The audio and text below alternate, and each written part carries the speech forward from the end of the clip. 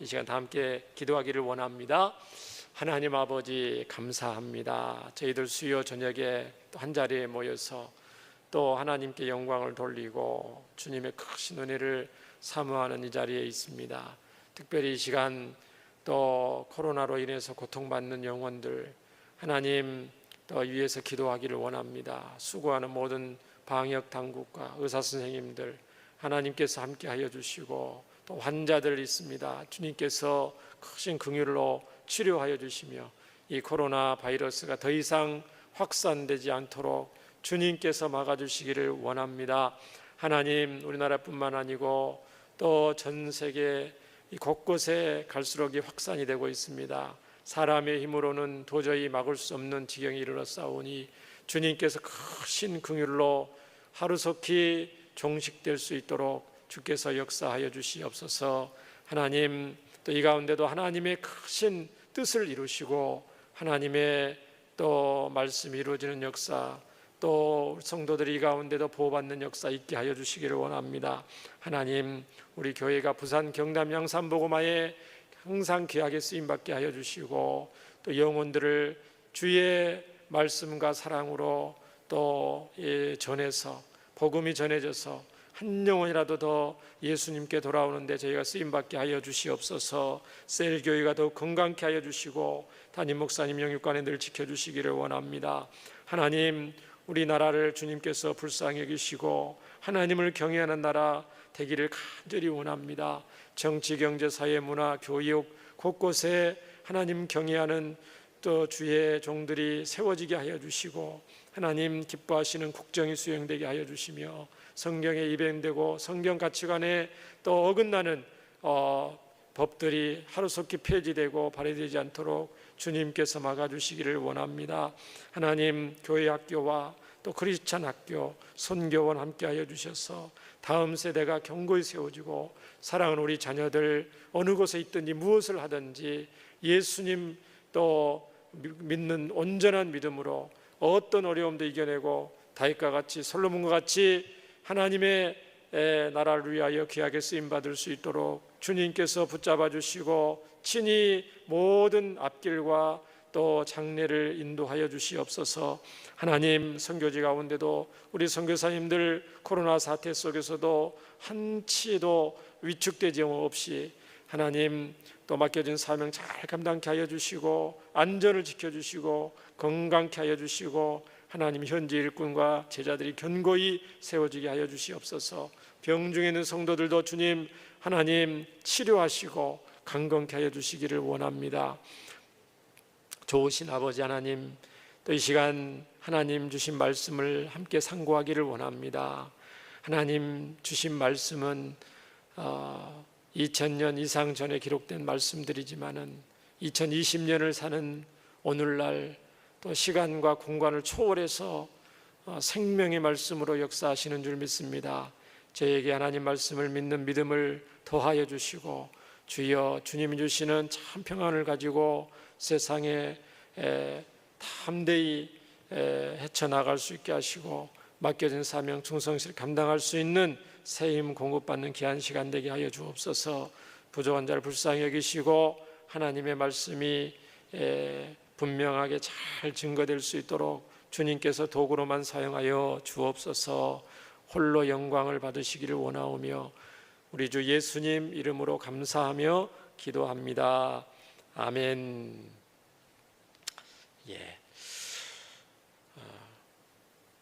오늘 하나님의 말씀 구약 성경 말라기서 말씀을 보기를 원합니다. 말라기서 말씀은 구약 성경 39권 중에서 제일 마지막 권이고요. 말라기서를 딱 넘기면 이제 마태복음 신약 성경이 이루어지죠. 그래서 신약과 구약 한 400여 년 정도 되는데 이 말라기 선지자를 통해서 오늘 저와 여러분에게 이렇게 주시는 또 메시지가 있는 줄 믿습니다. 4장 1절을 보시기 바랍니다. 4장 1절을 보시면 이렇게 기록되어 있습니다. 만군의 여호와가 이르노라. 보라, 영광로 불같은 날이 이르리니 교만한 자와 악을 행하는 자는 다 지푸라기 같을 것이라. 그 이르는 날에 그들을 살라 그 뿌리와 가지를 남기지 아니할 것이로되, 이렇게 시작하고 있습니다. 하나님께서 정하신 날이 머지않아 닥친다는 것입니다. 이 말라기 선지자는 예수님 오시기 전에 약 430년 전 선지자인데요. 그 당시 이 말라기 선지자가 활동하던 시대에 소위 이스라엘 백성들의 영적인 상태는 굉장히 오늘 1절의 말씀처럼 교만한 자와 악을 행하는 자가 굉장히 많았다고 합니다. 얼마나 교만하고 악을 행했는지 말라기 1장부터 4장까지 쭉 읽어보면 자세히 나와 있는데요. 다 볼기는 어렵고요. 바로 위에 말라기 3장 13절부터 보시기를 바랍니다. 3장 13절 18절에 이스라엘 백성들의 영적인 상태에 대해서 잘 나와 있습니다. 13절 보시면 여호와가 이르노라 너희가 완악한 말로 나를 대적하고도 이르기를 우리가 무슨 말로 주를 대적하였나이까 하는도다. 이는 너희가 말하기를 하나님을 섬기는 것이 헛되니 만군의 여호와 앞에서 그 명령을 지키며 슬프게 행하는 것이 무엇이 유익하리요. 지금 우리는 교만한 자가 복되다 하며 악을 행하는 자가 번성하며 하나님을 시험하는 자가 화를 면한다 하노라. 이런 말을 하고 있는 거예요. 정말 참으로 어리석기 짝이 없는 얘기를 하고 있죠. 하나님을 섬기는 것이 헛되다. 자기들이 하나님을 섬겨봤다는 거죠. 나름대로 하나님을 섬기려고 애를 썼다는 거죠. 하나님을 섬겨봤더니 크게 뭐 유익되는 것도 없네. 따져보니까 그런 이제 말을 하고 있고요. 하나님의 명령을 힘들게 지키는 것이 무슨 유익이 있느냐, 또 이런 말을 해요. 또 교만한 자가 복되다.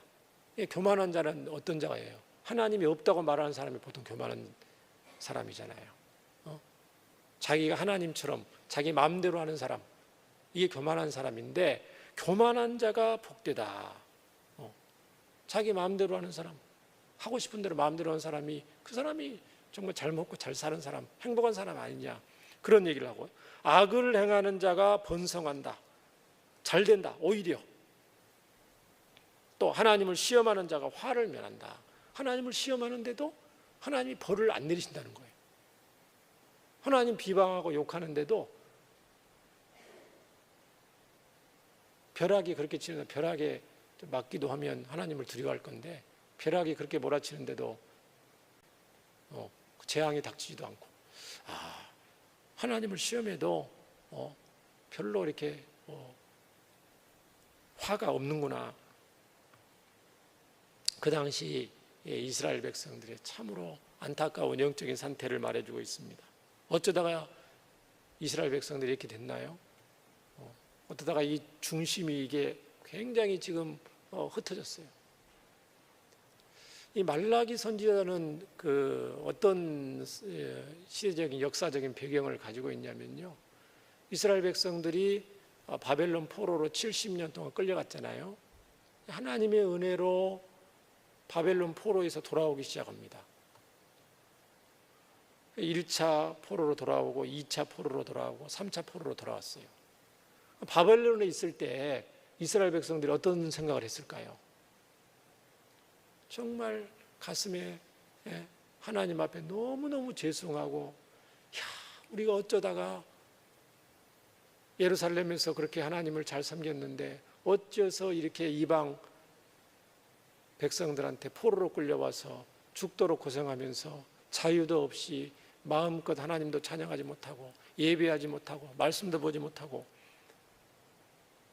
우상을 섬기는 나라에서 이렇게 살게 되었는가. 자신을 돌아보면서 정말 눈물을 많이 흘렸겠죠. 눈물이 주야로 내 음식이 되듯이 바벨론 강가에서 그렇게 울었다고 그랬잖아요. 그래서 언젠가 하나님의 약속이 있기 때문에 예루살렘에 돌아가기만 하면은 다 다시는 이 죄악을 반복하지 않으리라. 우리 조상들이 그렇게 하나님 말씀을 업신여기고 선지자들의 경고를 무시하고 우상을 섬기고 하나님 말씀을 헌신적처럼 여겨서 이렇게 포로로 끌려왔기 때문에 다시 하나님이 만에 하나 은혜를 주셔서 고향으로 돌아간다면 정말 이번에는 정신을 똑바로 차리고 하나님을 잘 섬겨야 되겠다. 그런 마음 들었겠어요? 안 들었겠어요? 당연히 들죠. 그런데 하나님이 극적으로 이방 바사의 고레스 왕을 감동을 주셔서 이제 포로에서 이제 돌아오기 시작하는 거예요. 돌아왔어요. 돌아왔으니까 성전이 없어요. 성전을 예루살렘에 스룹바벨을 중심으로 성전을 짓기 시작합니다. 어렵게 성전을 지어요. 성전을 지었는데 예배를 드리기가 쉽지 않잖아요. 성전 드리고 있으면 또 이방 사람들이 쳐들어오기도 하고 치안이 유지가 안 되고 신앙생활을 제대로 못해요. 느헤미야 선지자를 통해서 성벽, 예루살렘 성벽을 건설을 하면서 나라다운 나라의 모습을 조금씩 갖추기 시작합니다. 너무 감격스럽겠죠. 신앙생활을 잘하려고 이제 마음먹었어요. 그런데 시간이 조금 지나니까 자기들이 원했던 하나님 나라 메시아 왕국이 빨리 자기 당대에 왔으면 좋을 뻔했는데 이게 오지 않는 거예요. 자기들 원한 때에 하나님의 그 메시아 왕국이 이루어지지 않기 때문에 믿음이 떨어지기 시작한 겁니다. 신앙의 회의가 들기 시작하는 거예요. 우리가 신앙생활 할 때 어떤 자기의 목표를 정해놓고 이거를 이루어지지 않으면 하나님이 우리를 사랑하지 않는 겁니다. 하나님은 살아계시지 않습니다. 그렇게 생각하는 것은 신앙생활이라는 것은 하나님께 우리가 포커스를 맞추는 거지 자기가 원하는 대로 하나님이 따라주기를 원하는 이게 주객이 전도된 그런 신앙생활을 할 때가 있어요. 반드시 시험에 들게 됩니다. 반드시 넘어지게 됩니다. 하나님의 말씀은 성취가 안 되는 것이 아니고 하나님의 때가 있죠. 우리가 기도를 할 때 우리는 당장 응답받기를 원하고 성전을 나서는 순간 응답받기를 원하고 우리의 몸 아픈 것들이 기도할 때마다 치료되기를 원하고 회복되기를 원하면 좋지만 우리의 인간적인 지극히 순수한 마음이지만 그 모든 것의 응답은 누구한테 있어요? 하나님께 달려있는 거예요. 하나님의 주권이에요. 이스라엘 백성들은 이제 신앙의 회의가 될 뿐만 아니고 이제 세속적인 쾌락과 세상 안위를 즐기는 데 온통 관심을 쏟게 됩니다. 그런 이스라엘 백성들을 영적으로 잘 지도하고 하나님을 다시 섬길 수 있도록 도와줘야 될 제사장들이 마저 성전에 바쳐진 제물들을 빼돌리기도 하고 자기들의 이익을 추구하는 데만 온통 마음이 빼앗겨져 있었습니다.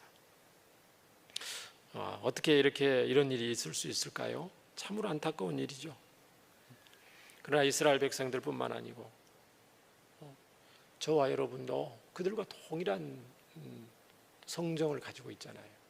은혜를 굉장히 빨리 잊어먹기 쉬운 존재예요.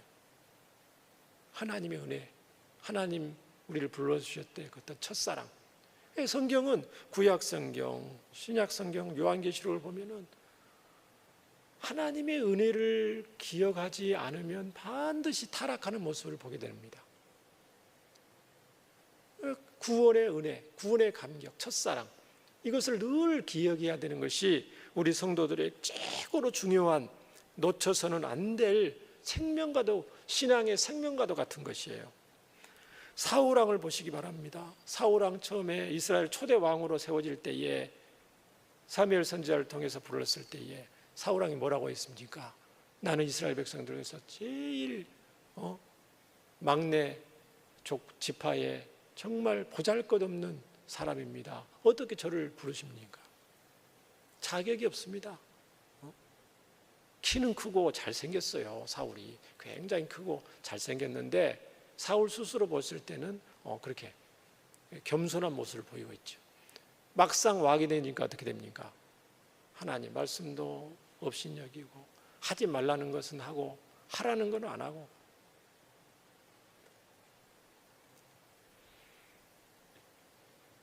포로 기한이라는 크신 그 은혜를 그새 잊어버리고 거룩한 하나님 백성으로서의 신분도 잊어버리고 하나님 나라의 소망도 상실한 채 타락을 향하여 달려가고 있는 그들에게 우리 하나님께서는 무엇이라고 말씀하고 계시죠? 16절부터 18절을 한번 다 함께 읽어보겠습니다. 우리 함께 16절부터 18절 읽어봅니다. 시작. 그때에 여호와를 경외하는 자들이 피차에 말하며 여호와께서 그것을 분명히 들으시고 여호와를 경외하는 자와 그 이름을 존중히 여기는 자를 위하여 여호와 앞에 있는 기념책에 기록하셨느니라. 만군의 여호와가 이르노라. 나는 내가 정한 날에 그들을 나의 특별한 소유로 삼을 것이요 또 사람이 자기를 섬기는 아들을 아낌같이 내가 그들을 아끼리니 그때에 너희가 돌아와서 의인과 악인을 분별하고 하나님을 섬기는 자와 섬기지 아니하는 자를 분별하리라. 하나님을 경외하는 자, 하나님을 존중히 여기는 자, 하나님 나라의 기념책에 기록하셨다는 거예요. 무슨 말입니까? 하나님이 뭐 기억력이 없어서 꼭 기억하신다는 거예요. 악을 행하는 자, 교만한 자가 굉장히 많이 퍼져 있지만은 그 가운데도 하나님을 경외하고 하나님을 존경하고 변함없는 하나님의 약속의 말씀을 굳게 붙잡고 묵묵히 믿음의 길을 걸어가는 하나님의 백성들이 있다는 거예요. 구약 시대도 도처에 있었죠. 노아 시대 때도 있었고 아브라함 시대 때도 있었고 또 그들을 특별한 소유로 삼아주신다고 말했고요. 자녀를 아들을 아낌같이 그들을 아껴주신다. 하나님께서 이렇게 말씀을 합니다. 그리고 반드시 하나님의 날이 이를 것이다. 때가 되면 선을 행하는 자, 악을 행하는 자 구별하고 반드시 심판할 것이라 이렇게 말씀을 하시는 거죠. 그럼 왜 하나님이 이렇게 참으셔요? 빨리 좀 교만한 자들, 참으로 어리석기 짝이 없는 말을 하고 있는 그 이스라엘 백성들을 당장 하늘에서 우르릉쾅쾅 벼락이나 천둥이나 마른 하늘에 구름도 없는데 마른 하늘에 벼락이나 천둥 소리를 크게 울리면은 이스라엘 백성들이 깜짝 놀라 정신을 좀 차릴 건데 왜 하나님은 그렇게 안 하시죠? 스스로 돌이키기를 원하시는데 왜 그렇게 참으시는 거예요?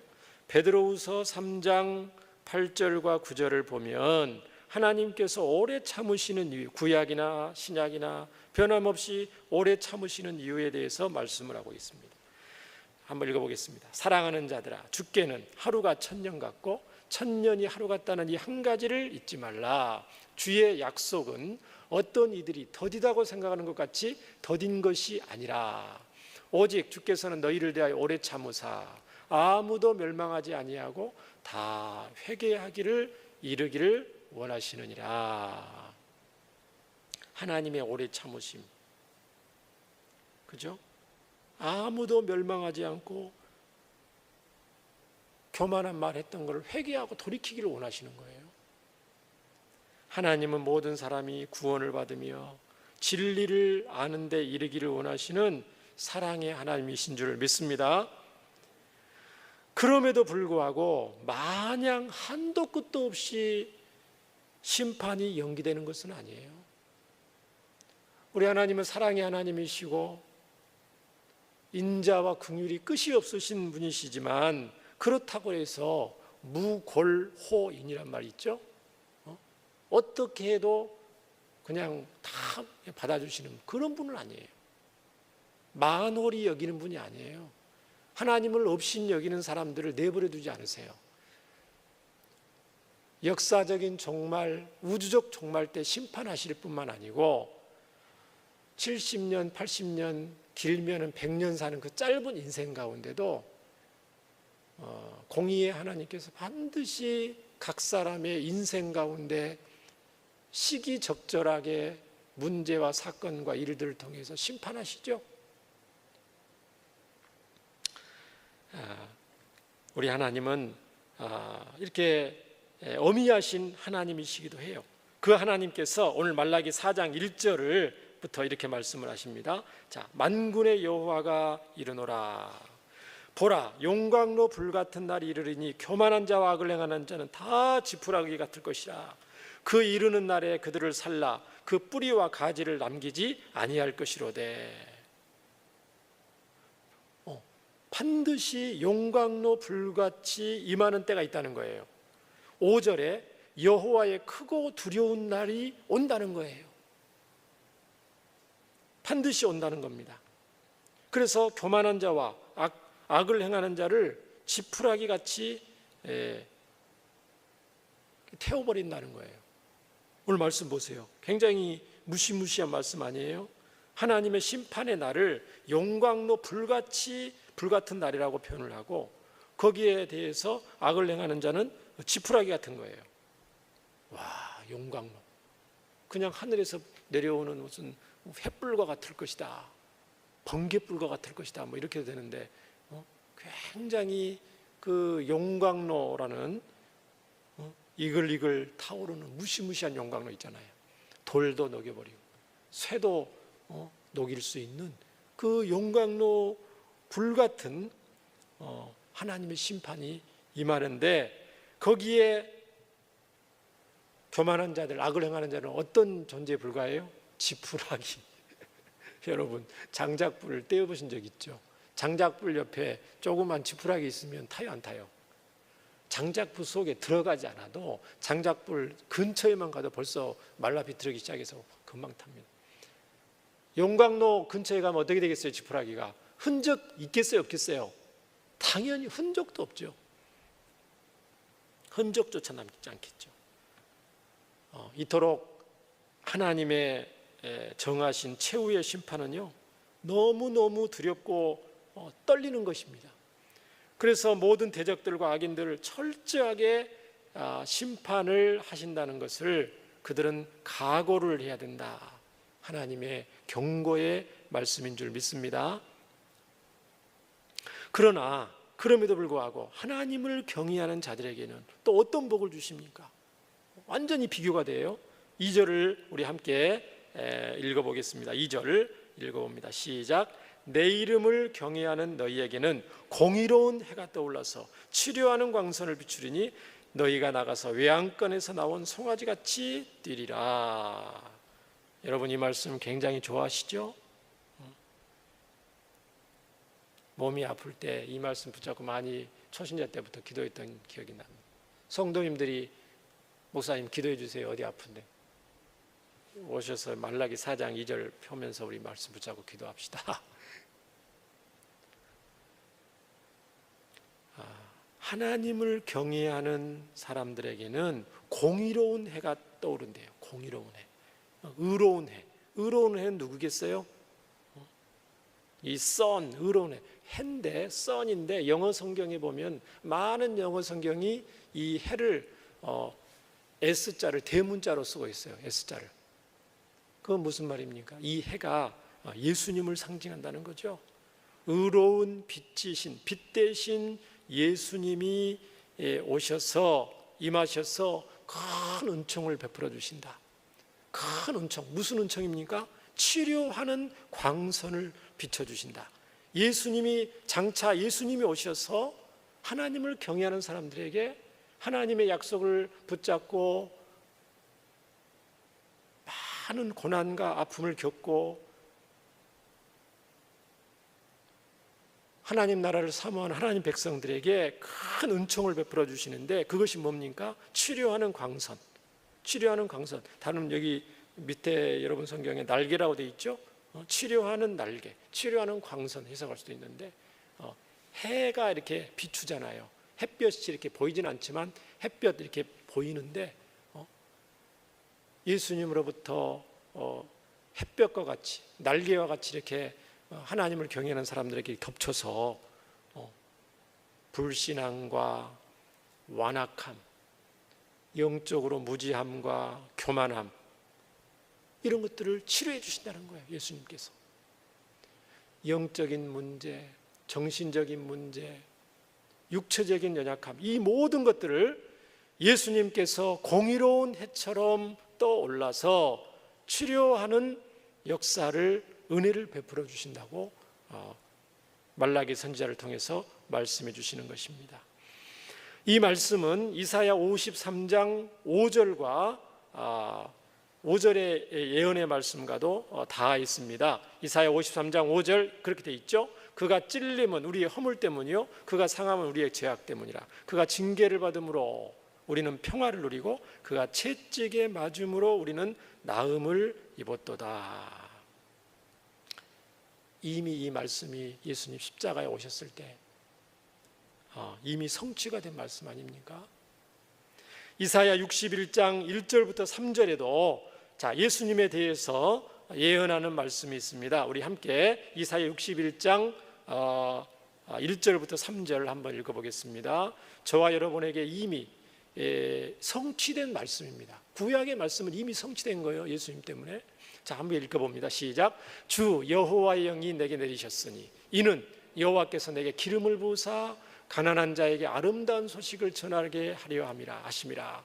나를 보내사 마음이 상한 자를 고치며 포로된 자에게 자유를, 갇힌 자에게 노임을 선포하며 여호와의 은혜의 해와 우리 하나님의 보복의 날을 선포하여 모든 슬픈 자를 위로하되 무릇 시온에서 슬퍼하는 자에게 화관을 주어 그 죄를 대신하며 기쁨의 기름으로 그 슬픔을 대신하며 찬송의 옷으로 그 근심을 대신하시고 그들이 의의 나무 곧 여호와께서 심으신 그 영광을 나타낼 자라 일컬음을 받게 하려 하심이라. 이사야 선지자를 통해서 예언하는 이 말씀이 예수님이 이 땅에 오셔서 예수님께서 인용하시면서 자신을 통해서 이 말씀, 이사야 말씀이 그대로 성취됐다고 신약 성경에 예수님 말씀하셨어요. 마음이 상한 자를 예수님이 고쳐주셨고요. 사복음서에 보면은 죄와 사망에 포로된 많은 영혼들에게 자유를 주셨죠. 사람들의 이목과 평가와 눈치와 거기로부터 예수님은 많은 자유를 주셨습니다. 갇힌 자에게 노임을 선포하셨고요. 슬픈 자, 모든 세상 근심 가진 자들의 근본적인 문제를 예수님께서 사복음서에 보면은 곳곳에 해결해 주신 내용들이 너무너무 많습니다. 그런데 이토록 크신 은혜의 말씀이 예수님 믿는 저와 여러분에게 십자가상에서 이미 이루어졌어요? 안 이루어졌어요? 이미 이루어졌어요. 이미. 이사야 말씀도 마찬가지고요. 말라기 예수님 오시고 나서 오시기 전에 400년 전에 쓰여진 말씀이지만 예수님 오셔서 그대로 이루어졌잖아요. 요한복음 19장 30절에 예수님은 십자가 위에서 다 이루었다 하시고 머리를 숙이시니 영원히 떠나가시니라 이렇게 말씀하고 있습니다.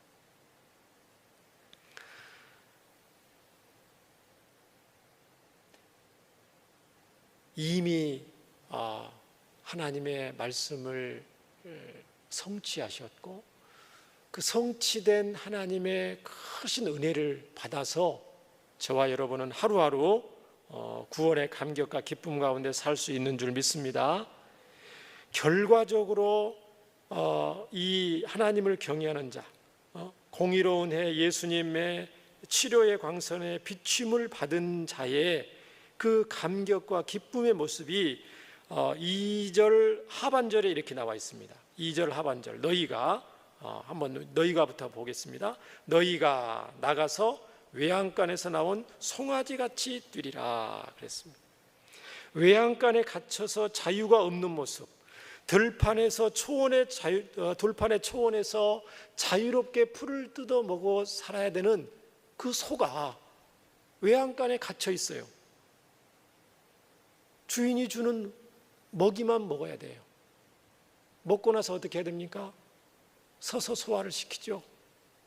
그리고 나서 그 자리에 털썩 주저앉아서 잠을 자고, 때가 되면 일어나고, 파리가 앉으면 꼬리로 그 자리에서 파리를 쫓고, 음식을 먹고 잠을 자고, 그러면서 몸집을 불리겠죠. 외양간에 있는 송아지의 모습이에요. 제가 이 송아지를 어렸을 때 많이 봤습니다. 송아지를 키웠는데 조그만 송아지를 키웠어요. 아버님께서 외양간에 송아지를 넣는데, 제가 보니까 어렸을 때 보니까 송아지가 이 여물을 씹어먹는 모습이 굉장히 인상적이에요. 굉장히 맛있게 먹습니다. 즙을 썰어서 이렇게 곡식과 같이 이렇게 삶아요. 큰 가마솥에 삶아서 그거를 이렇게 크게 퍼서 주면 얼마나 이게 맛있는 구수한 냄새가 나든지 그걸 막 먹고 싶은 마음이 들어요. 그거를 퍼다가 주면은 김이 모락모락 나는 그 여물을 소 먹이통에 딱 주면은 소가 맛있게 먹습니다. 굉장히 트림하면서 맛있게 먹어요. 그런데 그 소를 보고 있으면 문득 그런 생각이 들었어요. 굉장히 맛있게는 먹는데 참 불쌍하다. 밖에 나가지도 못하고 늘 매여 있는 거예요. 송아지는 어리기 때문에 이 코를 뚫지 않습니다. 좀 커야 이 코를 뚫거든요. 송아지는 어렸을 때 이게 목에다가 이렇게 목줄을 이렇게 달아서 이렇게 묶어 놓는데, 어느 날 새벽쯤 됐는데 밖에서 우두두두두둑 소리 나요. 말 발굽 같은 무슨 소리 나요. 우두두둑 소리. 밖에 나가 보니까 송아지가 외양간에 뛰쳐나온 거예요. 그 목줄이 좀 약했나 봐요. 자꾸 움직여서 닳았나 봐요. 쉽게 안 뜯어지는데 그 외양간에 나왔어요. 그냥 마당에 돌아다니고 있는 거예요. 여러분, 외양간에서 뛰쳐나온 송아지를 보신 적 있으셔요? 저는 봤습니다.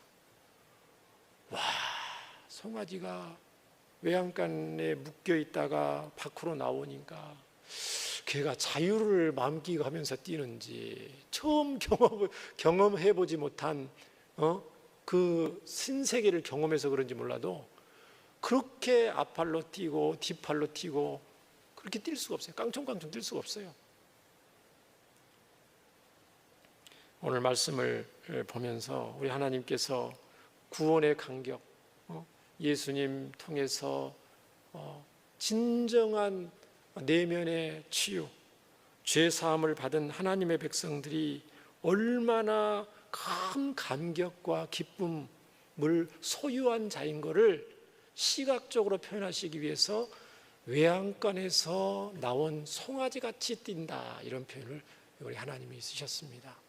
그런 감격과 기쁨이 저와 여러분 가슴 속에, 삶 속에 있는 줄 믿습니다. 처음 제가 예수님 영접하고 믿었을 때 불신 가정에서 우상 숭배하는 가정에서 대학교 1학년 때 기억이 나는데, 믿었을 때 이 송아지같이 뛰는 그 기쁨인지는 모르겠는데 길을 걷는데요, 구름 위를 걷는 그런 기쁨이었어요. 등에는 무거운 전공 서적을 가방에 분명히 맸는데 지하철까지 가는 그 거리가 상당히 길었는데, 평소와는 달리 창조자 하나님이 누구시고 온 세상을 만드신 분이 누구시고 내가 왜 살아야 되며 어디서부터 왔다가 어디로 가는가, 인생의 목적과 의미를 알고 나를 그동안 억누르고 있었던 그 죄의 문제가 예수님을 통해서 해결됐다는 그 구원의 기쁜 소식을 들었을 때에 세상의 어떤 책을 통해서도, 학교의 어떤 수업 시간에도 선생님들 통해서도 듣지 못했던 그 구원의 복음을 들었을 때에 얼마나 구름 위를 걷는 것처럼 발걸음이 가볍고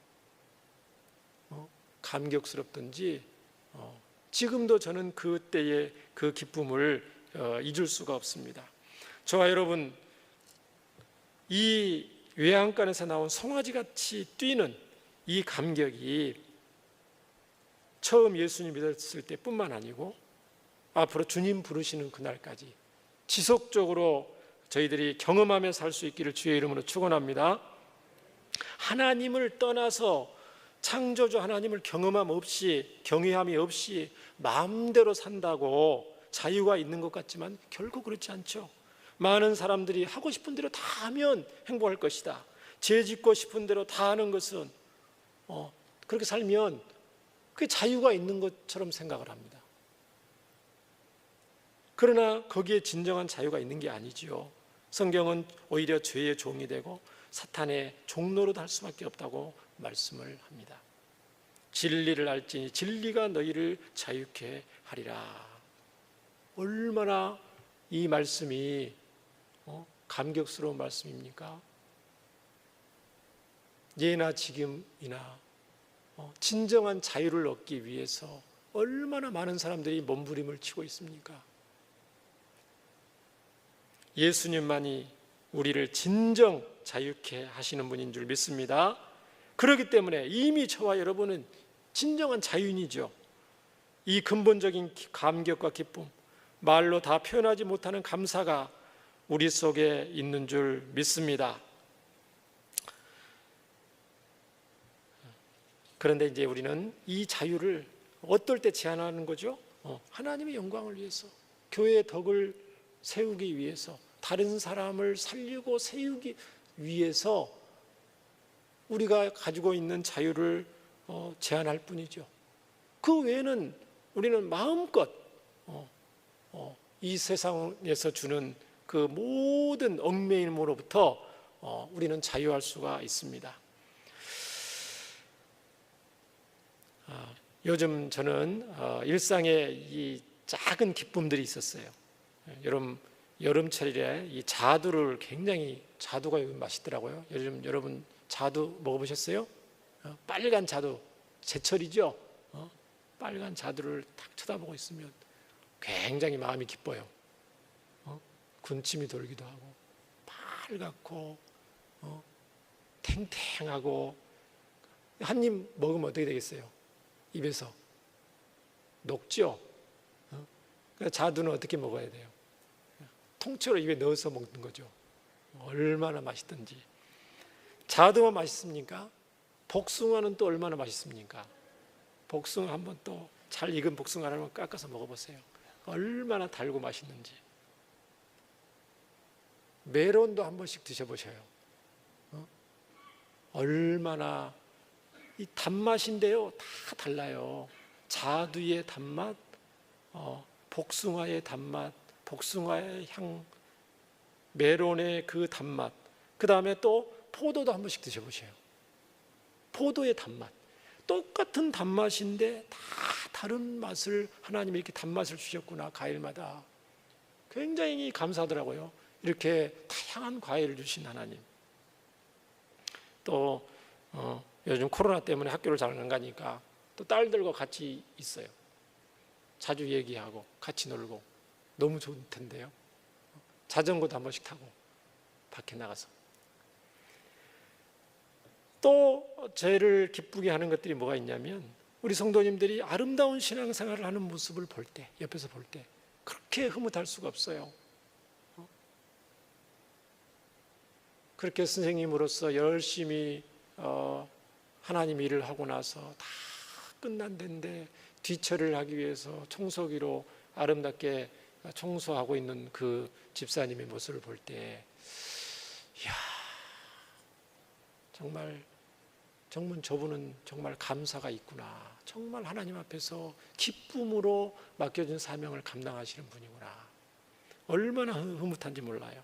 셀에서, 각 기관에서 다른 사람이 알아주지 않든 묵묵히, 코로나가 있든 없든 묵묵히 맡겨준 사명을 잘 감당하는 우리 성도님들의 그런 모습들. 물론 일상에서 기쁘지 않는 일이 있을 때도 있어요. 갑자기 집주인이 전화를 해서, 아저씨요, 우리 아들이 집을 팔아야 되니까 이사를 좀 해주시기 바랍니다. 평소에 그 어르신께서 계속해서 오래오래 살라고 그랬거든요.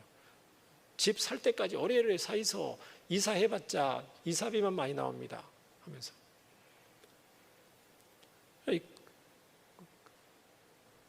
또 지난주 수요일 날은 무슨 발표가 있었죠? 국무총리께서 교회는 점심 식사뿐만 아니고 모든 식사, 소모임도 다 금지해야 된다. 최고 수준의 방역 수칙 적용을 시켰죠. 저희는 열심히 말하지 않으셔도 방역 수칙을 잘 지키고 있는데 교회가 온통 코로나의 주범인 것처럼 퍼뜨리는 그런 것처럼 이렇게 취급을 받을 때 굉장히 마음이 언짢았죠. 목요일 날 집에 갔더니 높은 어디 서울시장께서 행방불명이 됐다. 그 뒤로 또 안 좋은 소식이 들려오고, 또 포괄적 차별금지법 같은 하나님 말씀에 정면으로 입에드는 법들이 발의가 돼서 이미 발의가 됐어요, 국회에. 그래서 이제 앞으로 절차를 거치면 본회의를 통과하게 되면 차별금지법 통과가 됩니다. 이런 소식이 들릴 때 정말 또 기쁨이 없어요. 아까 그 일상의 기쁨과 또 일상에서 접하는 또 기쁘지 않는 소식들을 접하면서 제 마음이 순시로 이렇게 롤러코스터 타는 걸 왔다 갔다 하는 것을 봤습니다. 말씀을 준비하면서 나의 마음이 왜 이렇게 갈대처럼 왔다 갔다 하는가, 내가 무엇 때문에 정말 기뻐하고 무엇 때문에 이렇게 근심하는가 돌아보는 시간이 됐는데요.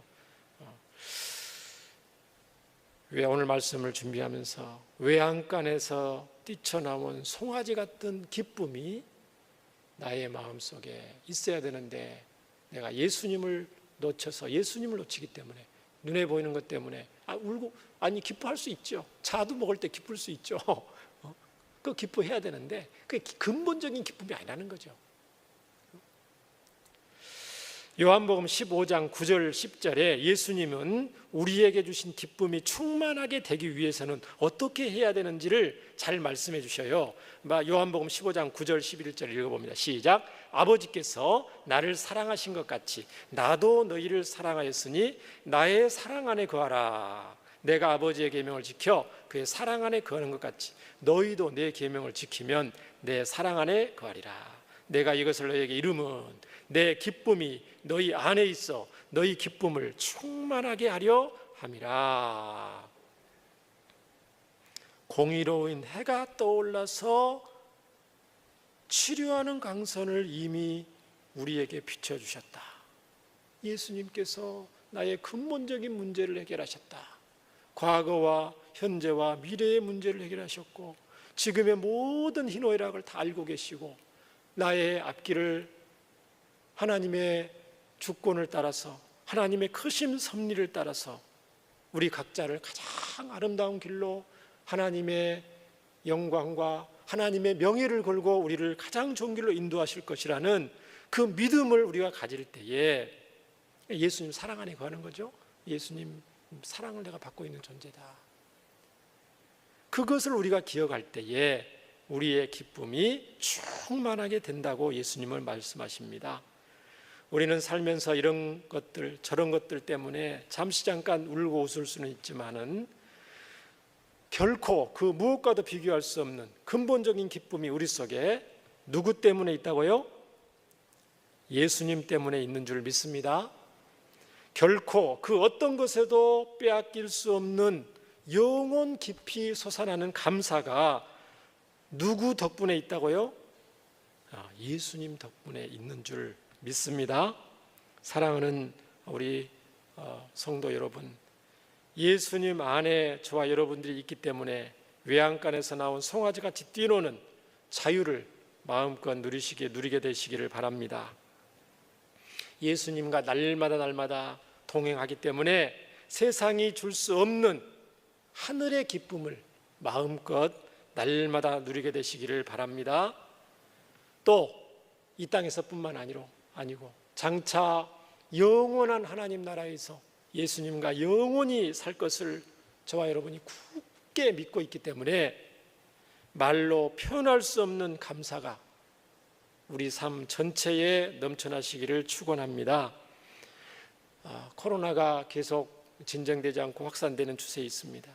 곳곳에서 답답한 소식이 뉴스가 들려오는 요즘 시대이지만은 예수님 안에 있는 자유와 기쁨과 감사가 중단 없이 막힘없이 더욱더 솟구쳐 오르는 삶을 사시기를 다시 한번 우리 주 예수님 이름으로 축원합니다.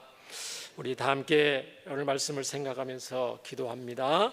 이미 우리에게 치료하는 공의로운 해가 되셔서 치료하는 강선을 비춰주신 예수님이 우리 안에 계시고 우리 함께 계시고 우리의 앞길을 친히 동행하시는 줄 믿습니다. 이 근본적인 감사와 기쁨이 우리 가운데 생생히 살아있게 하시고 어떤 어려운 형편 속에서도 세상의 답답한 소식 가운데도 중단 없이 막힘없이 이 기쁨을 누리게 하는 삶을 살게 해달라고 우리 함께 기도합니다. 은혜와 사랑이 많으신 하나님 아버지 감사합니다. 우리는 하나님의 은혜와 크신 긍휼 없이는 눈에 보이는 소식들에 울고 사람들의 말과 일들의 영향을 받을 수밖에 없는 약한 존재인 것을 고백합니다. 하나님, 때로는 기쁘다가도 때로는 슬픈 소식에 또 슬퍼하고 염려하고 근심하고 하나님 왔다 갔다 할 수밖에 없는 존재인 것을 고백합니다. 그러나 오늘 말씀과 같이 예수님께서 공의로운 해가 되셔서 치료하는 강선을 이미 우리의 삶에 비춰주셨기 때문에 근본적인 죄와 사망의 문제, 인생의 무의미와 허무의 문제를 해결하셨기 때문에 하나님, 저희들은 영원한 하나님 나라의 소망을 두고 예수님이 주신 감사와 기쁨, 감격을 소유하고 막힘없이 중단 없이 주님 바라보면 기쁨이 충만한 가운데 살 수 있음을 믿습니다. 주여, 저희들을 붙잡고 인도하여 주시고 어떤 일을 닥치더라도 무슨 일을 하더라도 이 결코 세상이 빼앗을 수 없는 가슴속 깊이 도도히 흐르는 영혼 깊숙이 솟구쳐 오르는 감사와 감격, 기쁨이 넘쳐날 수 있도록 예수님 안에 있는 이 구원의 감격과 은혜가 하나님 마음껏 누려지는 삶을 살 수 있도록 주여 저희들을 다스려 주시고 붙잡아 주시고 인도해 주시기를 원합니다. 이 구원의 감격 속에 하나님, 하루하루 무엇을 하든지 어떤 사람을 만나든지 주의 사랑을 증거할 수 있도록 주여 저희들을 주의 사랑의 도구로 사용하여 주시고 축복의 통로로 사용하여 주시옵소서. 하나님 감사드립니다. 하나님께 모든 영광을 돌립니다.